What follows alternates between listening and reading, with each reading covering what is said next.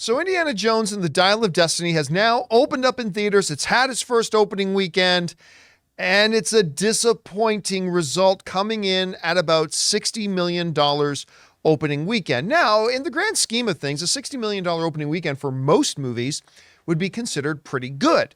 But this isn't most movies. Not only is it one of the most celebrated franchises in the history of cinema, notwithstanding Indiana Jones and the Kingdom of the Crystal Skull, it's a movie that's also one of the most expensive films in cinematic history, coming in at almost $300 million. I believe the final total was like $295 million or something like that. Anyway, it was a dollar amount that required a much bigger opening than $60 million.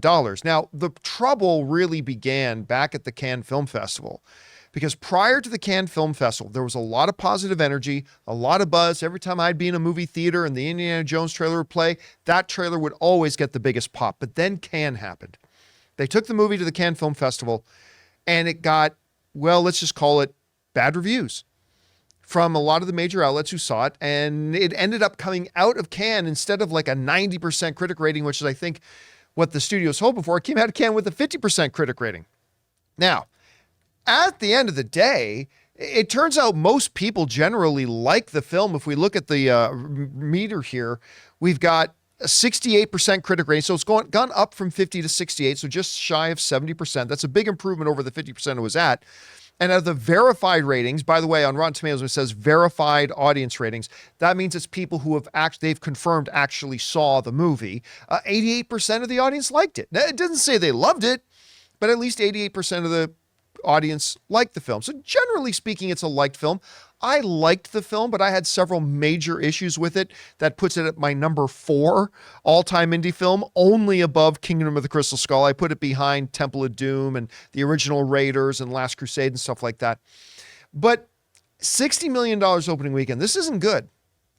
If you're a little low-budget comedy, like, for instance, if something like Jennifer Lawrence's No Hard Feelings opened up to $60 million, oh my God, they'd be having a parade. They'd be thinking that's the greatest thing ever. But that movie didn't cost almost $300 million to make. So let's take a step back here for a second and put this into context. How does a $60 million opening of Indiana Jones and the Dial of Destiny compare to some of the other bigger opening weekends that we've had this year? Now, I'm not going to bother putting up on this list our Spider-Man Across the Spider-Verse. And let's bring up that graphic, Jonathan. I'm not going to bother putting out Spider-Verse because that's, right now that's huge, $120 million. No need to put up the Mario Brothers one, which is the biggest opening of the year, but some comparable films. Well, at $60 million, that means Little Mermaid way outpaced it at a $95 million opening. By the way, when it looked like The Little Mermaid was going to end up flopping pretty hard, and some people saying it was going to end up around $350 million, it has very quietly climbed over $525 million, and it's still in the top 10. So anyway, good for them. Good for Little Mermaid. Anyway, Creed 3, which is a much smaller budget film, nearly made the exact same opening weekend at $58 million. Ant-Man 3 ended up making $106 million. That movie was terrible, but hey, and it lost money, but it had a good opening weekend. Scream 6 is comparable. Tiny little Scream franchise. Yet it made $44 million, so that's not too far behind what Indy made. John Wick Chapter 4. This low budget, what did we say the budget on that was? Like 100 million? Yeah. Or somewhere around that neighborhood. Anyway, had a much better opening weekend at $73 million. Dungeons and Dragons, which is a great movie, by the way, really fun, entertaining movie, but it struggled opening weekend, made 37, so Indy outdid that. Transformers Rise of the Beasts did comparable numbers, 61 million on its opening weekend to Indy's 60. And hey, at least Indiana Jones can say, we beat the Flash.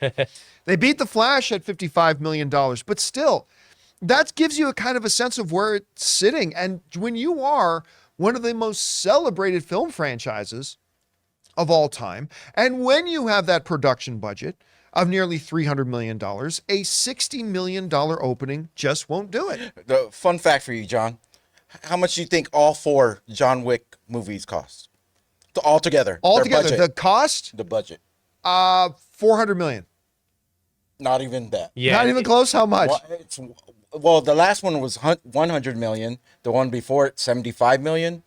One before it, 40 million. And then the first one was 30 million. So Indy 5 by itself That's like costs 240 more. Yeah. Than all 4 John Wick Yeah. films put together. Yeah, it's like 240 total. Indiana Jones and the Dial of Destiny, that's a great fact, costs more than all the John Wick films put together, and it could only manage a 60. Again, the question becomes up why.